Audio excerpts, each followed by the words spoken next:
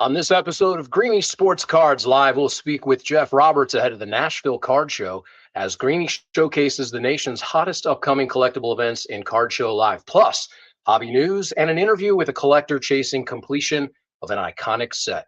All of this and more just on the other side. You'll make this rather snappy, won't you? I have some very heavy thinking to do before 10 o'clock.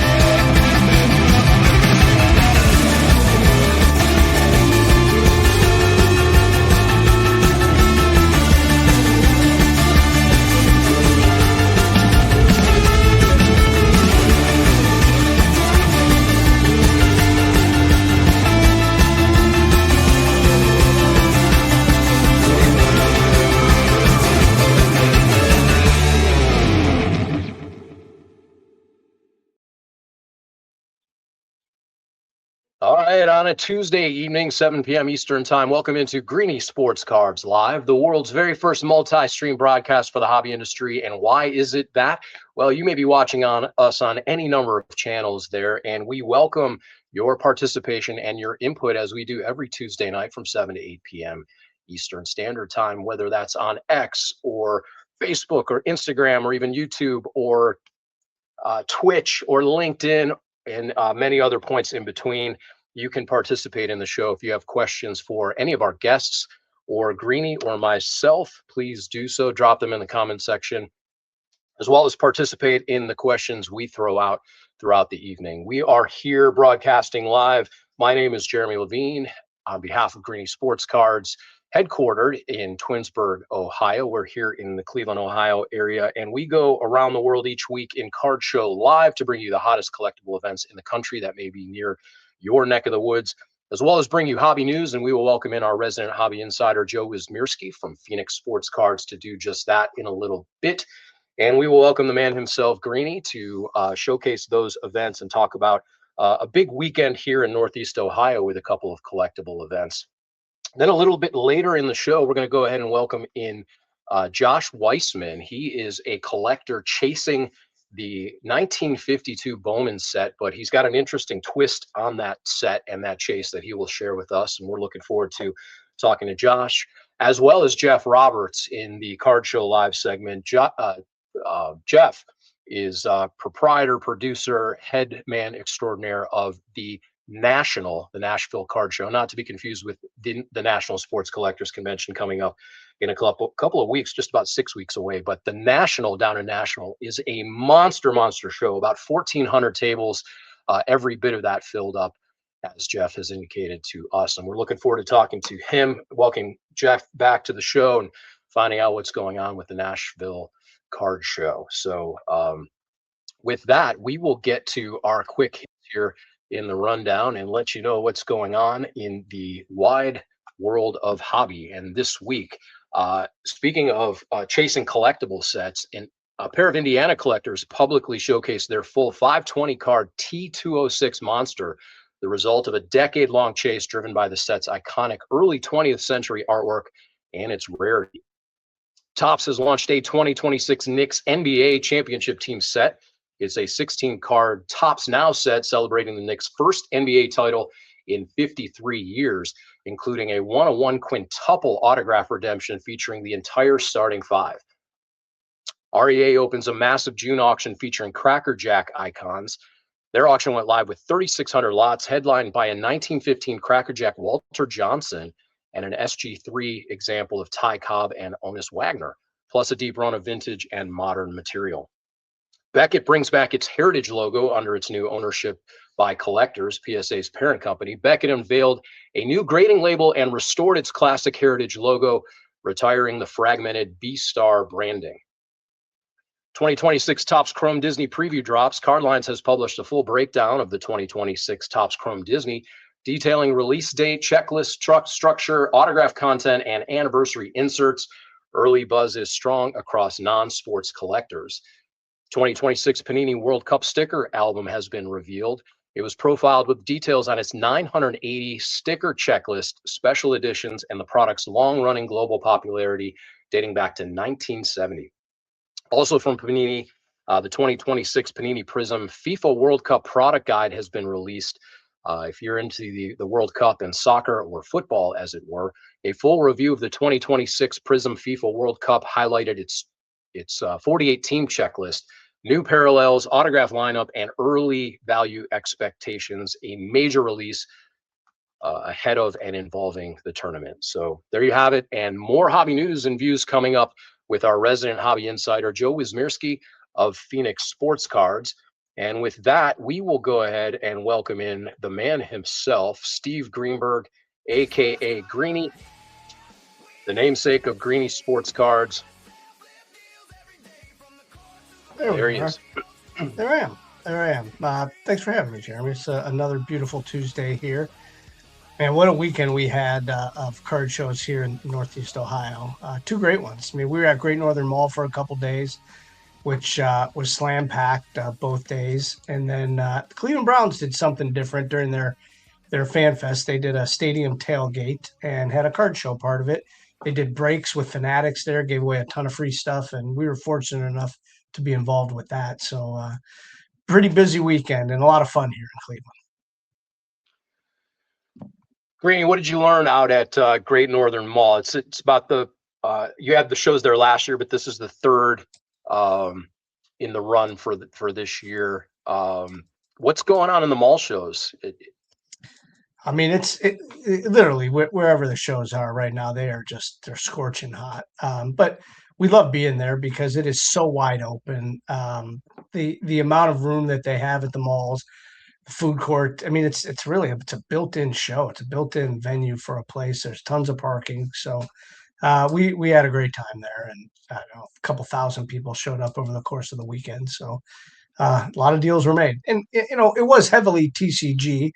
Kind of what happens in the mall, because there's a lot of that going on in the mall with the stores. So, but still plenty of sports there as well. Very cool. And then, as you mentioned, on Sunday, the Browns summer tailgate, pretty cool experience. Attendees got to go down on the field. There you see it. Actually, you and I were down on the field. We got to touch the grass on the 25, the 35, the 50-yard line. And they had all kinds of activities going on there. We'll have more content coming out of that. But as part of that, they had autograph signings. They had a Browns Breaks, which was in their club level. Some of the top proprietors of sports cards in the area were around, and a number of friends. Who did you see there at Browns summer tailgate? Yeah, a lot of the local shops had a good part of this. That was Cards in the Land, who comes to some of our shows. Bomber Breaks was there. Great Sports Cards came up from Columbus. I see you have their hat on today. Ohio State Coin was there. Midwest Cards from Columbus, who has their 1-year anniversary coming up soon. And Mars Cards was there, and a couple of others. So we had a really fun time reconnecting with some of our local card shop friends. Very cool. And it's few and far between that you get to participate in an actual card show without the double duty of producing it and running around as well. Yeah, but that's okay. That's still a fun time to do that. There's several shows that we enjoy setting up at. One we'll when we talk to Jeff, that's one of our favorite shows of the year, 3 times a year that we love to go down to that city in Nashville.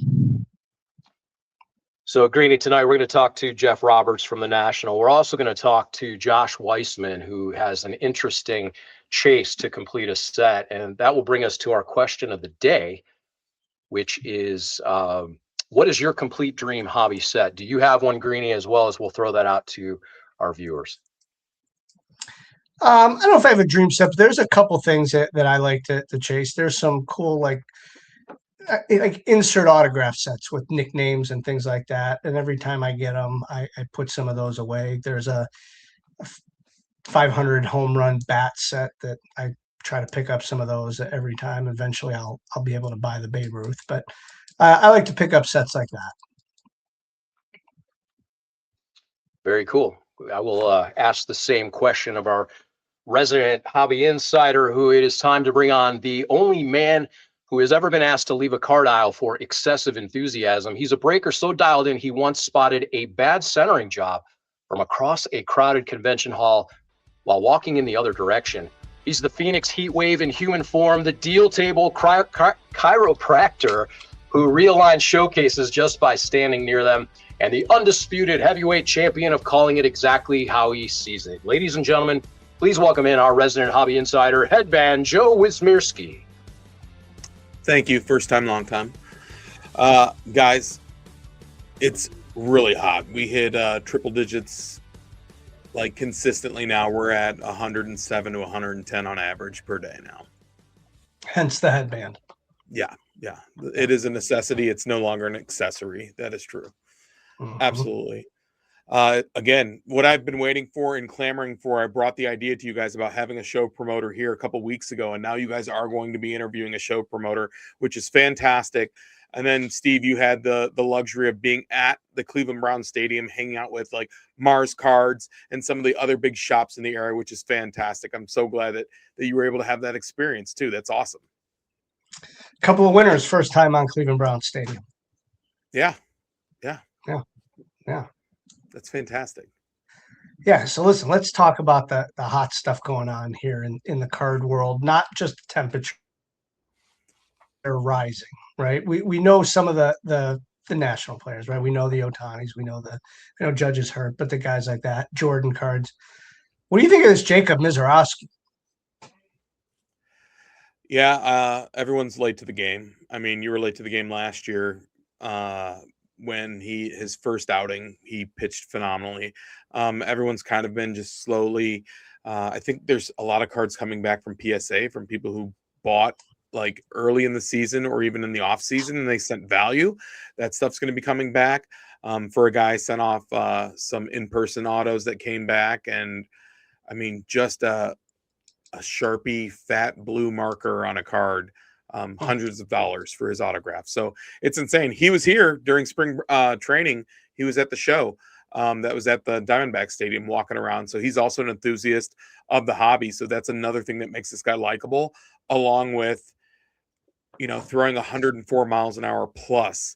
It used to be back in the 90s and early 2000s that chicks dig the long ball. I think everyone digs high heat, and that's what it is now. It is. There was another video, like a podcast. Jeff Wilson was on a podcast, and I saw him say that he doesn't think PSA will open up the value pricing till 2027. What say you on that?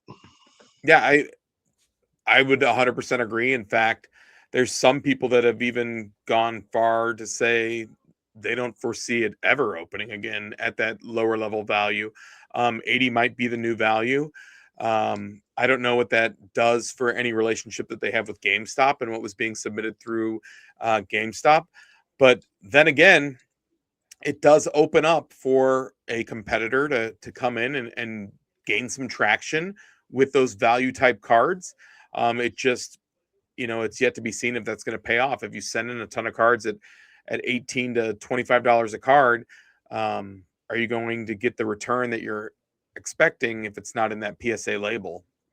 With that being said, maybe I don't know anything for sure, but a lot of people think that this might be the kind of the area where Fanatics starts to inch its way into the grading card market itself. So I don't know, Steve. It's if someone has the money and the vision to do it, I don't think that's far off to think. But Maybe not. what I'm concerned with, I could care less about the grading and all that stuff. I'm concerned with the individuals that now feel that their graded card is so much more rare because they're not going to be grading it anymore. Your card is worth what it's worth. Sure. At the end of the But I day, will tell you, I did buy several card PSA 9s that were in the $20 to $30 range this weekend, sure, right? Because sure, those is anytime soon. sure. I think the confusion is like the individuals that are holding on or that may have missed the Wemby boat. Okay. I know a guy that I follow, and he's not a very popular guy at all. But Big Grant at Backyard Breaks, he talks about just the Wemby stuff and how individuals that are getting really hurt by the Wemby fall off of him not winning the championship or the fact that basketball's just over are those people that bought cheap slabs that essentially they were $20-$30 cards that they paid 100 to 150 for of Wemby, and now they're out that money. I think when you have these superstars and these graded cards that people are holding on to, they have to be rare stuff. They have to be low numbered. They have to be the autos. Those are the things that will sustain and continue to keep flying in the market. The ones that you're going to see the bottom fall out are going to be like the COVID stuff we talked about before, the retail, the not numbered, all that stuff that looks potentially pretty, but really isn't. And that's just what it is. That is the cycle of the hobby. And the more that continuously that parallels come out, I mean, shoot, there was a guy in here just previously, he attends high school, same place my daughter goes, and he had a Reds prospect numbered to 5. It was the first Bowman. It was the popcorn parallel. It came out of the snack pack on the top. Hmm. Like, he's like, I don't know what to do. And I was like, dude, those are the type of cards, since it's not a traditional color, that you have to sell within the first 2 weeks of a product release. Otherwise, if you don't and you're really holding out for a big number, you might as well hold out and pray that this person makes it big.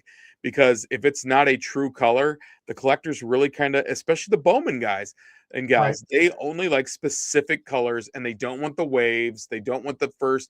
I mean, I made a huge mistake, Steve. I jumped into a break that was for the Breakers Delight stuff, and it's all that geometric color, which is Right. It's not what you're looking for. So that's my I long-winded agree. answer. I do agree with you. I do agree. The true rookie card will sustain, and if you want to get the call it the Topps Chrome base rookie card, fine. But all the other stuff is just nonsense. It is. And when Jeremy had asked the question about sets, the first true sports set that I was like, I bought it. I didn't collect it. I didn't go out and find it. It's a 1964 Topps Giant set. So that's one that I have. It's cool. They're big, oversized cards. How the mantle's graded out of it. But realistically, one of the other big sets that I have, excuse me, and it was gifted to me is the most recent release of V Friends. Our mutual buddy James gave me a base set of it, and I love that stuff. I think the artwork's cool. I like the characters, that kind of stuff. But I'm a weirdo, so Stuff came out hot last week. Steve, it's one of those things. It just has its own ecosystem. Like the people that like that stuff, they like the artwork. They like the people and the message within it. And those who followed Gary Vee know that he is all about like being a great entrepreneur, but also like presenting great experiences for people that are collecting, that collect his stuff. And so they give a great experience. And sure enough, again, we know James. James seems to have a horseshoe stuck somewhere, and he was on a live, an Instagram live, and his name got pulled for a free pack, and Gary Vee signed one of the cards right there on the live and sent it off. So good for James. Good for James. Very cool stuff. Before we let you go, we know that you like the wrestling and a little of the UFC. Did you have a chance to watch at the White House, the UFC? not only did I have a chance to watch it, yes, to answer your question, but we were actually watching it in the shop this morning all the way through. Great show, one of a kind show. It was awesome.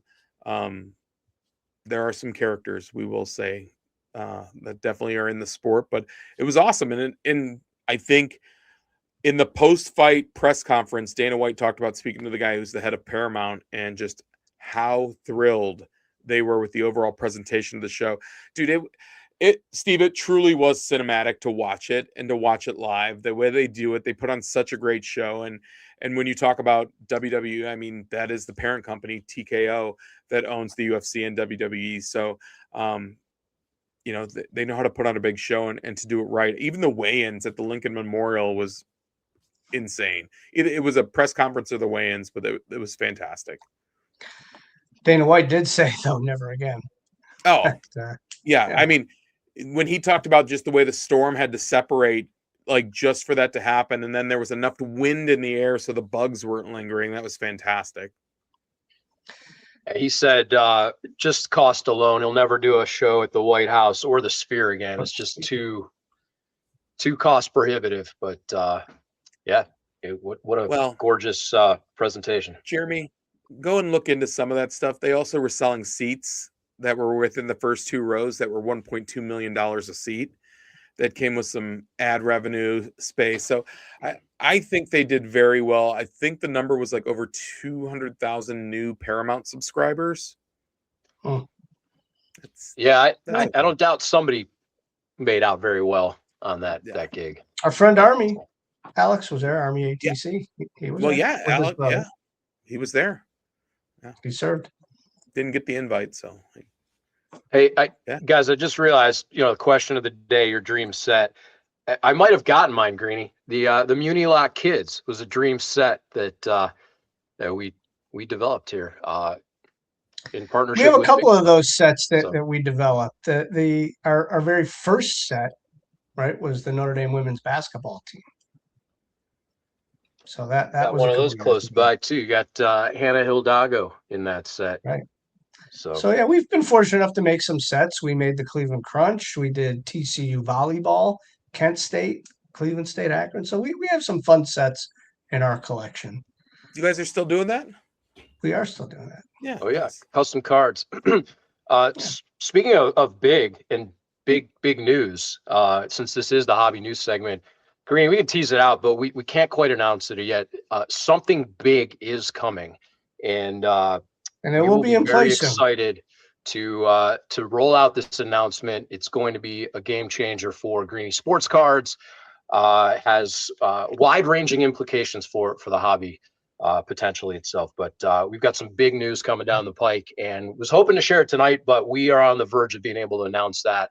And Joe, perhaps we will break that with you, let you know first what's going on. Yeah, as soon as escrow goes through for me, guys, we can announce that I'm moving to Cleveland again. So happy to have you. Yeah, sounds good. That's big. It's a room in my parents' house. Well, happy to have all 7 of you. Thank you. Yeah, thanks. Joe, where can we find you, online and in person? Look at that, great. Hey, you can find us at PHX Sports Cards on Instagram, and then at 59th and Thunderbird in Glendale, Arizona. We're watching the World Cup for the next month. Come in and hang out with us, guys. Fantastic stuff as always, and there might be big changes there at Phoenix Sports Cards. So we will hope to talk to you soon next week. Thank you. You got it. Thanks, Joe. Our thanks to our resident hobby insider, Joe Wismierski, Phoenix Sports Cards, always bringing the insight and a couple of laughs along the way. So our thanks to Joe for joining us. Greeny, lots to get to. We're going to go around the country for Card Show Live, and on the back side of that, we're going to talk to Jeff Roberts from the National, and we can't wait for that conversation. But right now, let's take you out for Card Show Live.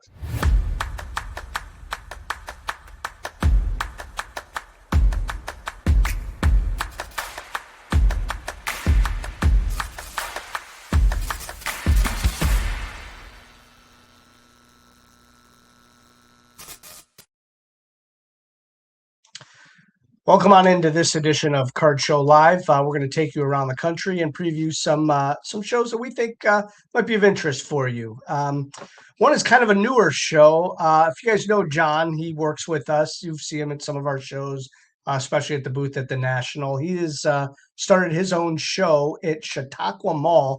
It's a little resort area in New York. Chautauqua Mall's a mall as it is, but he's been doing this. I think this is his third or fourth.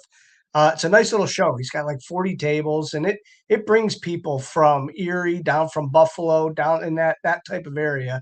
Uh, it's a nice fun show. Adam's been there. I know Cliff has been there and several others. So if you're anywhere near that area, Chautauqua Mall, that's on 90 East, heading towards Buffalo area, and check that out. I think he's got 40 tables this weekend. So Saturday, Sunday at that show. From there, we go to the H-Town Card and Collectibles Show in Houston, Texas. 500 tables. That's a decent sized show. Houston is a major town, but George Brown Convention Center. 500 tables, June 19th through the 21st. So a 3-day show. H-Town Card and Collectibles. From there, we are heading back east to the East Coast Collectibles Convention, June 20th and 21st. At the Mohegan Sun Expo Center, Uncasville, Connecticut. A couple hundred tables at this show, actually 325 to be exact. So if you're anywhere near the Mohegan Sun Expo Center, I believe there's a casino around there too. So check that out in Uncasville, Connecticut, the EC3 convention. From there, we are heading to Oregon, Salem, Oregon, for the GeoCat show. A nice little small family-friendly show, 75 tables, pretty much divided in half of sports cards and Pokemon. That is Sunday, June 21st. That's going to happen at the Salem Scottish Rite Center in Salem, Oregon. So if you're out that way, check that show out. 75 tables, and I'm sure, even at 75 tables, there's plenty to choose from there. And then the fifth show on our list this week is one that we absolutely love to attend, and it's one that we call a can't miss show in Nashville, Tennessee, the National at the fairgrounds. Jeff, who is a friend of ours, puts on I believe we'll let him verify it. It's got to be one of their largest ever with 1,400 tables, several different rooms, 500 different dealers from across the country. JSA is going to be there. Zion Cases, Grand Slam, Underdog, and a whole bunch of that. So we love going down there. It's a terrific town. It's a terrific show. The venue is great. It's very comfortable to walk around and hang out. Everybody is very friendly down there. So we can't wait to be there. That's a 3-day show this weekend, Friday, Saturday, Sunday. And in a minute, we'll bring in Jeff. We'll talk about that. But we can't wait to see everybody down there in Nashville. So that's taking you around the country for several shows that we think you might like. And, if you're out and about, check out any show, leave us a message where you're attending, and hopefully we'll see you around somewhere. And that is Card Show Live. Greeny, our guest tonight is one of the driving forces, if not the driving force, behind the National. Nashville's rapidly growing and enormous collectible show. Jeff has shaped the event into one of the Southeast's most talked about regional shows, if not in the country. Known for its strong dealer turnout, a passionate collector base, and a show experience that blends hobby energy with Nashville's unique culture. Jeff's been instrumental in expanding the show's footprint, building community partnerships, and elevating Nashville as a true hobby destination. With the National on the horizon this weekend, Jeff joins us to talk about the show's growth, the local market, and what's coming next for collectors in Music City. Let's go ahead and welcome in Jeff Roberts. Jeff, how are you? Yep, you're muted. Yep, hit that button there.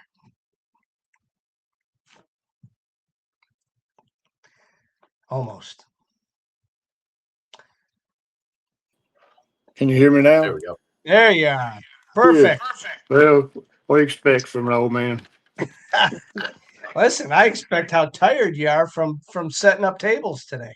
Oh, yeah, we set out 1,400 tables today, and of course, they were a little shy, so they had to go get more. But this is by far our largest show we've had. Is it like a Jenga board? Are you just like fitting pieces and parts? And Yeah, it's crazy. We've got over 1,000 sports car dealers, and I've got like 360 Pokemon dealers, and it's just some people may reserve 2 tables and they decide they needed 3 or 4. So it's just like a jigsaw puzzle that changes daily. How many rooms are you using this We're time? all three. We don't have room for trading out this time. I mean, it's all card table. It's just in the last shows we've had about, I don't know, 600, 700 people come for trade night, but we don't have room for it anymore. We've outgrown the facility really. So it's Jeff, every time we trade talk night. to We have you, to find a hotel somewhere. every time we talk to you, the show's getting bigger and bigger. What do you attribute to outside of I don't want to overstate the obvious. Can It you really hear me? takes a team and a lot of people to pull this type of I production don't together. know that he can hear us. I hear you now. I couldn't hear you just a minute ago. Not a problem. I was So can you saying hear me? we got you. Every Okay. time we talk to you, Jeff, the show is bigger and bigger. I can't. He can't hear you, Jeremy. I He can, can't hear you. I can't hear you, Jeremy, but I can huh. Greeny, ask him what's attributed to the So you show's may have to growth. relay his message to me. I do. He was basically asking you, every time that we've talked to you and seen the show, it's been growing and growing. And kind of what do you attribute that to? Like what do you see outside of the obvious, right? We know that cards are hot, but like Nashville, what do you see attributing to the show Well, growing? it's definitely a destination place to be. There's a lot to do, and a lot of people like coming to have fun after the show, during those 3 days. And then, and I guess it's convenient to probably 70% of the population in the United States too. It's got the national airport, and it's very convenient to most of the population, especially in the eastern United States. Yeah, it is, and it's a terrific city. It's got a ton to do outside of the sports. I mean, you got the 5 minutes from downtown and everything you could possibly want on the road there. But you have Vanderbilt University that's close. You have the professional teams. We have, like you said, the airport. It is almost a perfect destination to have a card show. Oh yeah, the airport's only 7 miles away, so it's not far from the show. Yeah. When you first started, years ago, I think we talked, this 2011 or 12 is when you really started doing it. What was the first show that you had at this fairgrounds? How many tables was that? And we know we can do the math from 1,400, but take us through that from the first show at that fairgrounds. March, we've been there, starting our 5th year this past March. Our first show, we had 350 tables, and we've grown to 1,400 in less than 4.5 years. That is absolutely amazing. And I know you mentioned there's no trade night this time. I mean, it's 1,400 tables is trade night enough. I mean, people are going to get their fill. What are the hours of the show? How many hours do people have? We have added on Friday from 12 to 8 p.m. because, a lot of guys, if we shut it down at 6, that's not enough time for people that work, especially downtown Nashville. And then Saturday, the show is from 10 to 6. Sunday is 10 to 3. Yeah. So, I mean, there's plenty of time to get through, whatever you're looking for, whether it's the sports or and I know the TCG has grown. I know you do your own PokeFest down there, but this show, it has to have some. So what is the breakdown? Oh, I've got over 1,000 plus sports card dealers, and I've got 360 plus Pokemon dealers, and all the Pokemon guys are in the back third room. So I've got the true Pokemon guys are separate from the sports guys. I've got several dealers that sell both, so I've kind of put them in the second room. Sure. Put the vintage guy. I'm trying to get all the vintage guys close together and the modern guys, but it takes time moving people around. I saw a post that you guys shared, I believe yesterday, about security, and I know people have been ramping up security at a lot of shows lately. What are you doing differently this time? I know you saw that the credentials is a big deal. What's different at the show this time? We're definitely staffing up for more policemen at the show too. More. We're increasing every show, and then like I said, we're not letting anybody. If you're not a dealer, and you're not getting in on Thursday, because a lot of people just sneak in trying to buy. Unless you're on my list, have approved people, just we're not allowing people just to walk in on Thursday. If you're not a dealer or a VIP that's paid, you're not getting in, on Thursday night. No, that's fantastic. I mean, I know a lot of shows have gone to that because that's what it's becoming, kind of a free for all. But the Yeah, security is a big deal, and I know that you guys have a lot of round the clock security, not only yeah, yeah. uniform. There's Armed guards. Oh yeah, I mean they carry. So anybody, like I said, they're all armed. So it's like I said, you just got to have that. You can't have just these rent-a-cops that can't do anything. We got real police that's licensed to carry, and they all do carry. How about the parking this time? I saw you said you have the entire parking lot. Yeah, well, thank goodness this time we don't have Messi coming and playing a soccer game, because October that hurt us big time on parking, and then the show before that they had the racing, but this weekend there's no other event going on, so parking. Of course, we got over 530 dealers, and that's a lot of parking spaces just for the dealers. But parking, there's plenty of it. But if you don't get there early, you're going to have to walk a ways to get to the building. It's they got plenty of parking, but it's probably a quarter of a mile walk if you wait to get there late. Yeah. Before we let you go, I know you have a very busy weekend. A lot of these shows can't happen without like some of the sponsors. I know that you have great sponsors. You have Nate from Grand Slam, Matt from Underdog. Yeah. Take us through a little bit of that and some of those sponsors that help make this show go. Well, I mean, they've been friends of mine for years, and like Zion cases and Pretty Cool Cards and Frost. There are a lot of them are local card shops that are some of the sponsors, and of course, unfortunately, we don't have Beck and SGC anymore since PSA bought them out. But we had the best show we've ever had in February without those guys. So I mean, PSA, like I said, our card show is a true card show. We don't have to have all the corporate guys there.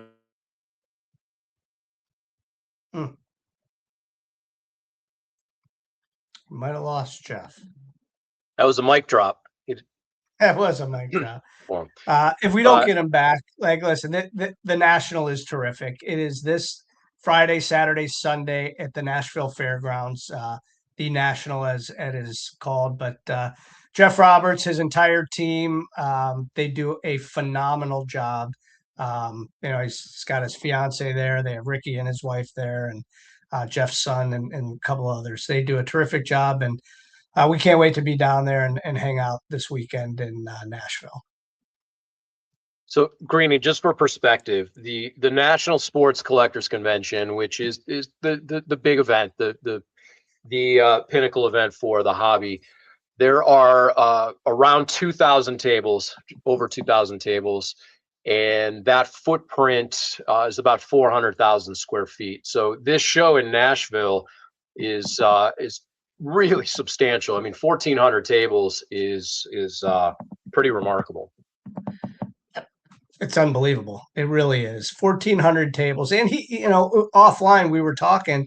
I mean, he's got plenty more calls. If I don't know if that's the most that he can get in there, but I know he put a stop at this time. The fire marshal, there's all sorts of different things that go into how many tables you can have. But yeah, what a terrific thing. I can't wait to see it. I'm certainly going to get my steps in, hopefully. And haven't been wearing a backpack, so I might actually do a pretty good job.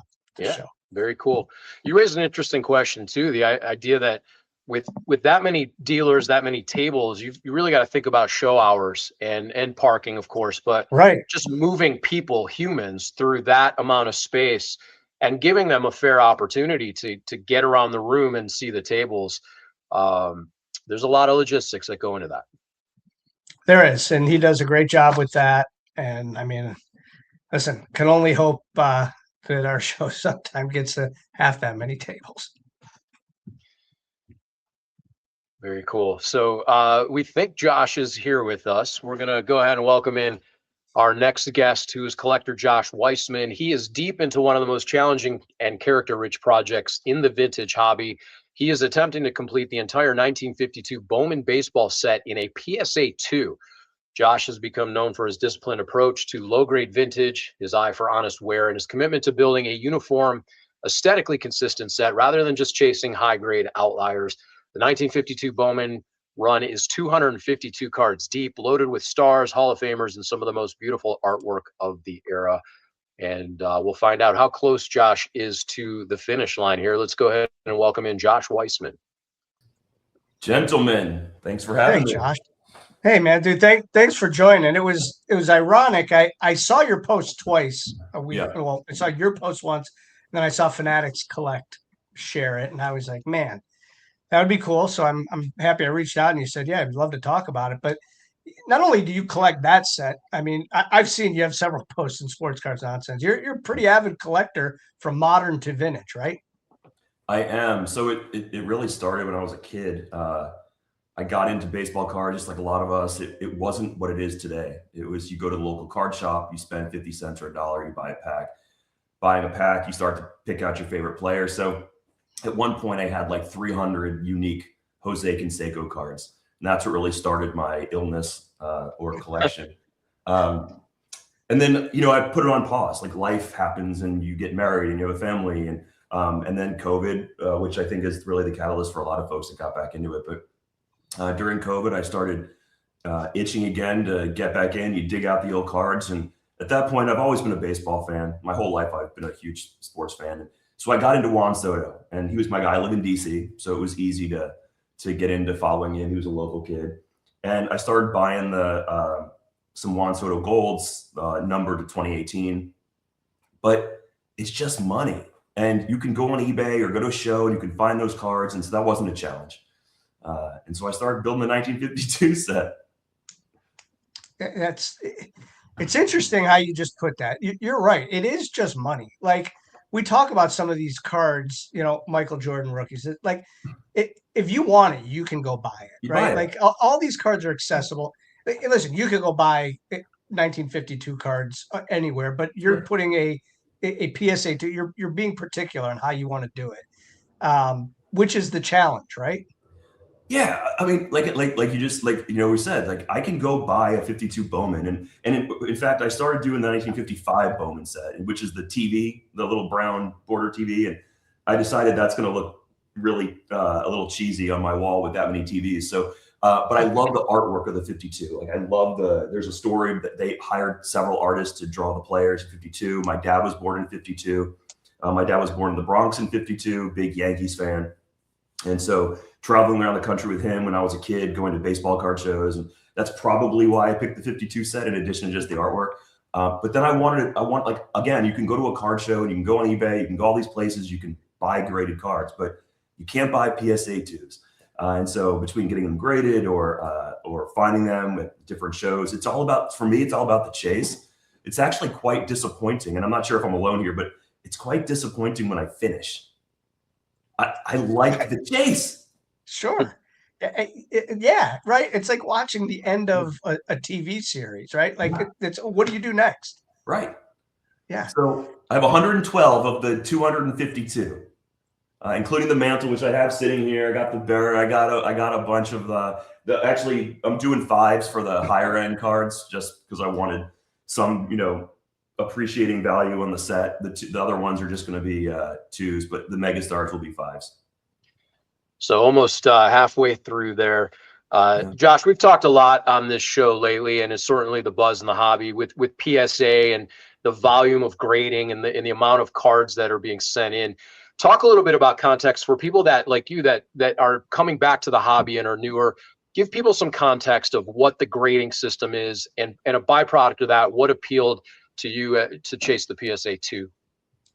Yeah, I mean, PSA was always a thing when I was growing up. It was Beckett and PSA, and when you come back in, I don't know. It's sort of like the Kleenex thing when you got the name brand, but when you get back into it, it's like it's got to be PSA or it's not quite PSA.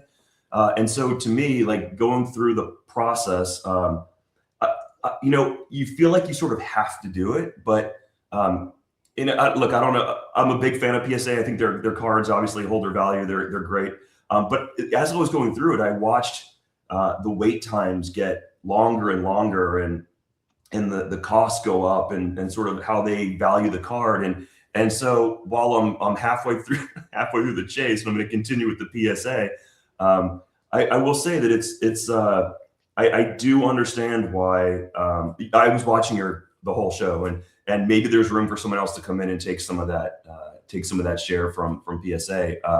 But as long as there's that contingent of folks that really are looking for a PSA because they have that premium label, they have that premium price, I think it's going to be tough for folks to sneak in there and take some of that share. But hopefully PSA can get their stuff together and get a premium or an entry level. Because part of it too is, for me, when I was a kid growing up, even this day, and look, you guys are huge sports fans. There's a baseball field right behind me, and I'll go and watch a Little League game on a Saturday, just an inning or two, and it brings back the most amazing memories. And collecting sports cards, to me, it's new to me that it's become such a big money hobby with it's almost a bit like the stock market now. And so I hope that PSA is able to come back, or there's a grading committee that comes out that still offers that service where, kids can afford to get into the hobby, and kids can get excited when they get their graded card back and display it and show their friends. Because to me, it's really about the memories I have. And this is a kid's hobby that is, and I'm an adult collecting now. And so it's also an adult hobby, but I hope the kids can get back into it in a meaningful way. Yeah, there's no doubt. And there are some things that definitely are affordable. But I mean, I tell you, I don't know how many shows you go to. I saw that you were at the National last year. Yeah. A lot of these kids have way more money than I've ever had. Right. And they're coming around with these big time, and they're seeing all the different transactions, whether it's on TikTok, whatever, TikTok, social media, but all the transactional videos, and that's what they want to do. I do though think there's got to be some type of line there with the financial aspect of who can afford it, who can't afford it, what can they afford, what can they do. So we'll see what that happens with PSA. You're right. Yeah. Jose Canseco, tell us about that one. Right, you said the Bronx. You live in DC. Yeah. How Jose Canseco? Where did he come from? I have no idea.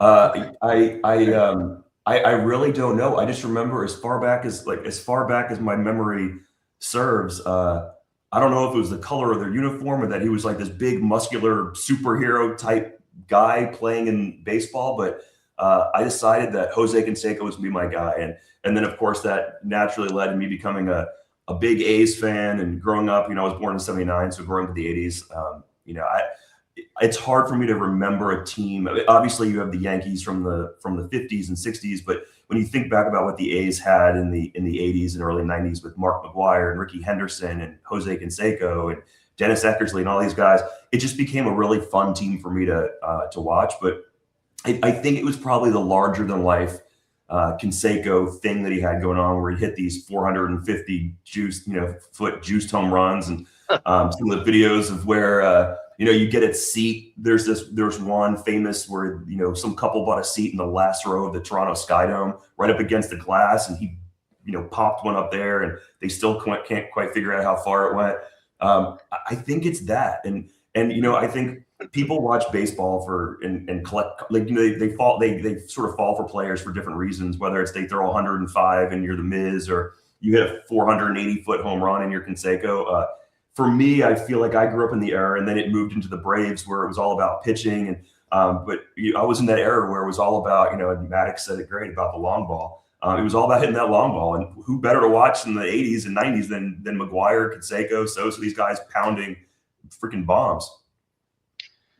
Josh, what's been your most rewarding chase? Maybe not the most famous card, but what's one that has a story behind it that you're really proud of to have landed?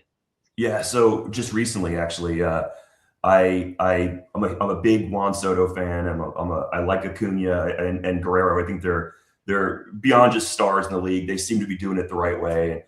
And so I was actually watching a Breaker show one night, and I bought a /3 of a 3-part card with the uniform, and it had Soto, Acuna, and Guerrero. And so I had the 2 of 3. And then I was at a card show in DC at the one that's now up in the air because they sold the place, which is the big one on the East Coast. And someone had the 3 of 3. So I bought the 3 of 3. And, and you have to use eBay these days. I do like the card show. And I set an alert, I don't know, maybe a year ago. And about 2 months ago, I traveled for work quite a bit. I'm laying in a hotel room. I wake up and I see that there's an alert on my phone from eBay. And it's the 1 of 3. And I checked and I looked like 87 times. And sure enough, it's the 1 of 3. So I have the relic uniform cards. I have the 1 of 3, the 2 of 3, and the 3 of 3. So I finished the set, and I don't know how. I feel like that's not common, that folks will have all 3. Like, it could be in Japan, it could be in the trash, and I have all 3 of them. Yeah, listen, dude, that's really cool. Yeah. The Chantilly show is the one that you're referring to. Yeah, the Chantilly show. That's right. Yeah. I don't know what's going to happen to that, but so you do go to shows. You've been to the National before. Yeah. Are you planning on going back? Was that the first one, only one? Have you been to others? That's the first National. I will go again this year. Okay. That's the first National for me. But like I said, my dad actually makes my 52 Bowman set look like nothing. He collects autographed baseballs, Hall of Fame from Hall of Famers, and as I just checked before the show, he has 333 signed and authenticated balls, and I've probably sat on the lap of over 200 of them as we would go up and down the East Coast into the Midwest to personally go and meet the Hall of Famers and get them to sign this ball. So I've been up to Boston, down to Florida, over to Ohio with my dad as a kid, going to they didn't have names back then. Now there's names for shows. It was just the show at the Marriott at the hotel, the back room. Yeah, no, that's definitely true. That's I never even thought of it that way. That all these shows now have names. Back then, it was right. It was just the card show down the road. It was the card show in New Jersey at the Marriott. You drive down 95, you show up, and you sit on. People knew where it was. That's it. Go home. Yeah. Guys are smoking cigarettes and sitting back in their tables. That's right. Yeah. So coming up, the National will be in Chicago. You have to take a stop at our booth. We'll send you the booth number. But you're looking obviously for the 52 Bowman. Is there anything else that's on your list? What are you going to accomplish there? I'll do the 52 Bowman. It'll take me some time. I'm still my wife thinks I'm insane. I don't know if you have wives or if they think your wives think you're insane, but I started putting together the Juan Soto, like I said, the slash 2018 from his rookie year, and there's 2018 of them, and my goal is to have at least half. I'm about 150 in, so I'll keep. But again, that's one of those chases where it's just money. I can go to any show or go on eBay and I can find 50 of them for sale, and I'll keep buying those up as they, as I find them, and I can get the right price for them. But I'll finish that. I'll finish the 52 Bowman, and then I don't know. I had this dream of doing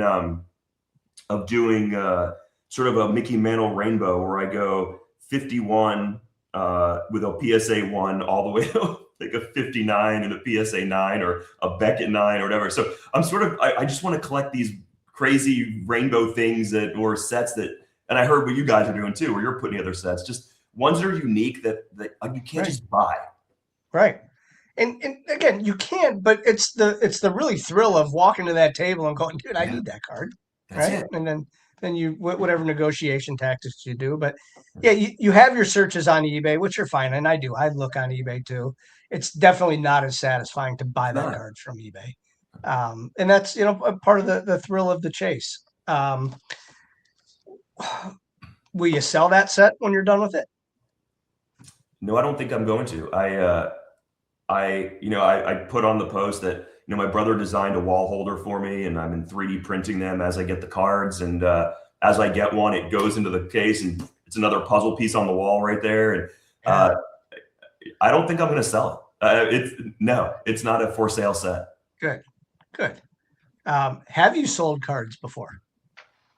I have, but they're cards that I don't, again, listening to the last gentleman who was on, during the big home run boom last year for Cal, I went back through my older cards and I found a slash 50 and a slash 100. I'm not a Cal Raleigh fan. I have no I put it on eBay and $200 or $300 later, and that card's probably $150 this year. But I sold those. But I have I buy card packs, I buy boxes, I pull the rookies out, I give the base cards to my kids or whoever, and every once in a while I'll go back and look through, and if there's a card that really means nothing to me and the guy is super hot, I might sell it. But I just don't do it for reselling. I just do it because it reminds me of being that 6-year-old kid ripping packs in the local baseball card store. And then I got room in the house. I'll put the pack in a box and forget about it.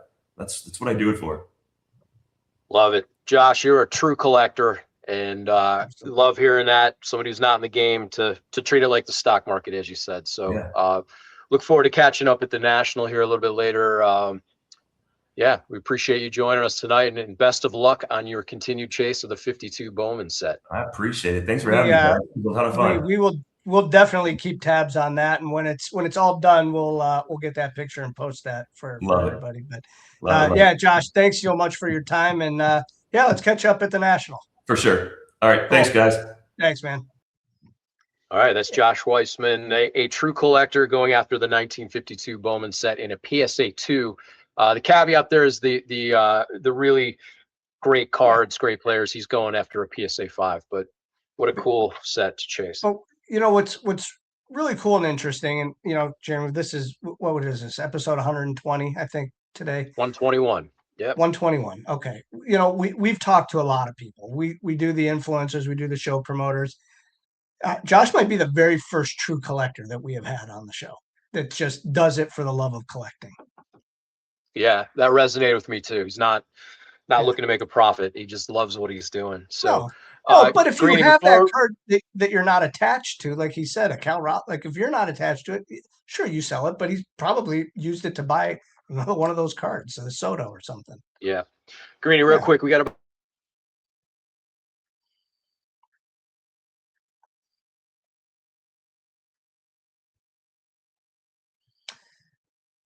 This is so important what Jeremy has to say. So I will jump in and let you know that we do have some things coming up in the works. That's a funny pose, and we might have to save that for another day. But listen, we have a lot of stuff coming down the pipeline that we announced this week. August 28th and 29th is the Medina County Collectors Fair, which has taken the place. So September 4th and 5th now will be the Great Northern Mall Card Show. October 31st will also be the Medina show. All this stuff can be found on our website, greenieshows.com. We did, like I said, had a few schedule changes. Some things came open, and we took advantage of some different venues that were available. So again, Medina will be again August 28th and 29th, and the Great Northern Show will be September 4th and 5th. Not sure if that's what Jeremy was going to ask me, but that is what I decided to tell you guys right now. That's exactly what I was going to ask you before the internet decided to cook. So check out greenieshows.com for all the events. Big changes there. Again, big announcement coming up here shortly. Follow all the socials and catch us every Tuesday night here, 7 to 8 p.m. Eastern for new content, new hobby news, new guests. And our thanks tonight to Haley on the board, running things behind the scenes, Joe Wismirski, our resident hobby insider, Jeff Roberts from the National, and Josh Weissman, the true collector that joined us this evening. And Greeny, most of all, thank you for allowing us to do this week over week. May the cards forever be in your favor. Yeah, like I said, we had a fantastic weekend with shows. Being in Cleveland Browns Stadium, going out on the field. I hadn't been on a Cleveland Browns field since probably 1990, 89. I have to ask my dad the last time I was there on the field. But yeah, what a terrific experience that was. And all things going forward, we can't wait for you to be a part of it. And we'll see some people in Nashville this weekend, and then again, June 27th in Broadview Heights. So we thank you much for watching, and we will see you next Tuesday.